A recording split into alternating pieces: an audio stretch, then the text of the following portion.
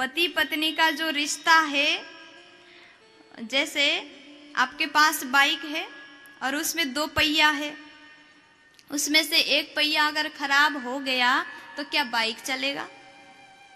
नहीं। उसी प्रकार दोनों में से एक खराब निकले तो जिंदगी बर्बाद है, गृहस्थ आश्रम नहीं चलेगी। इसलिए झगड़ा मत करिए सबसे पहले तो। और दोनों में लड़ाई हुआ, 4 दिन हो गया, दोनों एक दूसरे से बात नहीं कर रहे हैं। भोजन बनाती है और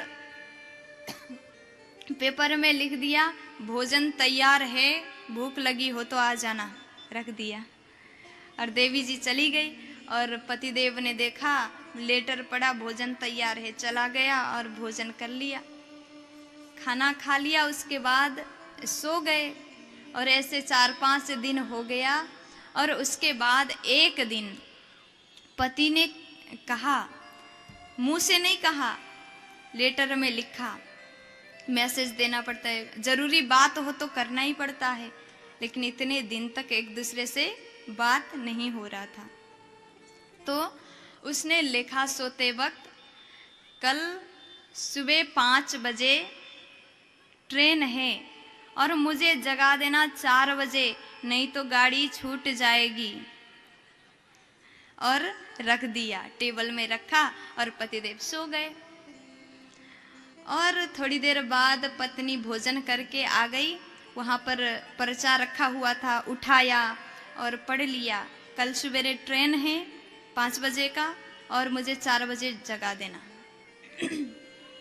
तो कल हो गया, पतिदेव सो रहे थे। अब पत्नी 4 बजे उठ गई, पेपर निकाला और लिखा 4 बज गया है, आप जल्दी से उठ करके स्नान करिए, तैयार हो जाइए और भोजन भी तैयार है, खा करके चले जाना, आपकी आज्ञाकारिणी धर्म पत्नी कमला।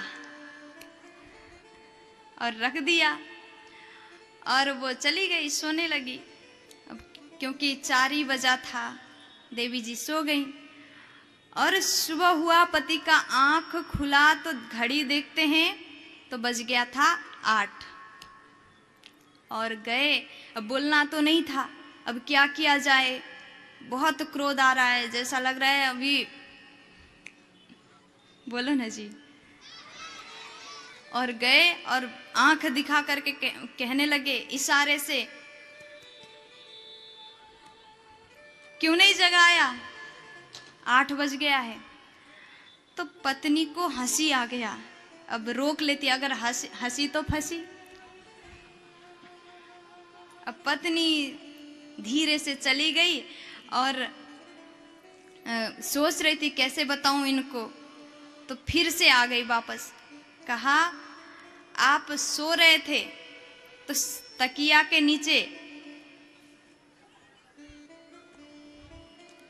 नीचे रखा है। पति चला गया और तकिया उठाया, वहां पर्चा था, लिखा था 4 बज गया, भोजन कर लेना, सब तैयार है, 5 बजने वाला है, नहीं तो गाड़ी छूट जाएगी, आपकी आज्ञाकारिणी धर्म पत्नी कमला। तो पतिदेव ने जैसे देखा, सोचने लगा ऐसे तो नहीं चलेगा, अब कब तक बात नहीं करेंगे।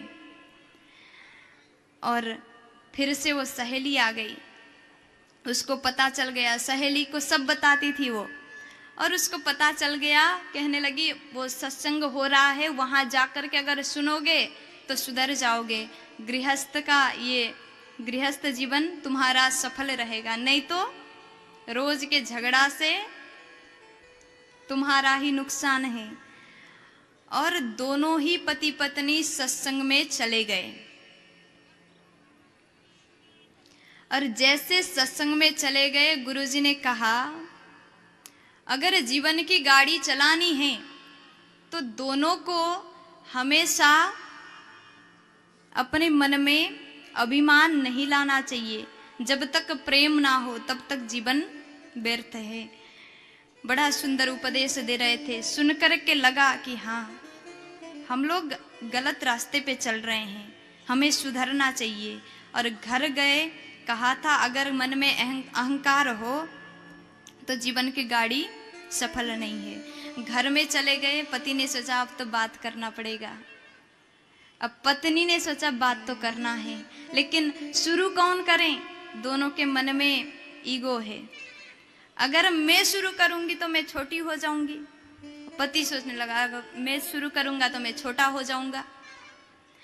और ठंड था, सर्दी में, गांव में पहले के जमाने में वो लकड़ी जला करके ऐसे हाथ को सिकाते थे। आग बीच में है, दोनों पति पत्नी ऐसे कर रहे हैं, सेक रहे हैं।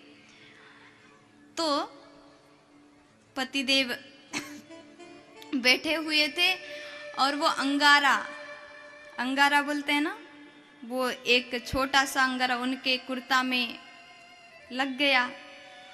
और पत्नी ने देखा, पहले के जमाने में वो धोती कुर्ता पहनते थे, जींस नहीं पहनते थे। तो जैसे धोती में वो लग गया, धीरे धीरे तेजी से जलने लगा। पत्नी को पता है अगर बता दूं तो मैं छोटी हो जाऊंगी, फिर पहले मुझसे शुरू होगा बातचीत, अब क्या करूं? तो आपका स्वभाव तो आपको पता ही है। तो उस माता ने, पतिदेव इधर थे तो इधर देखा, ऐसे इधर की ओर मुंह किया और कहने लगी किसी का कुर्ता जले तो मैं क्या करूं, किसी का धोती जले तो मुझे क्या करना। तो पति ने जैसे सुना चारों ओर देखने लगा, यहां तो कुर्ता धोती वाला कोई नहीं है।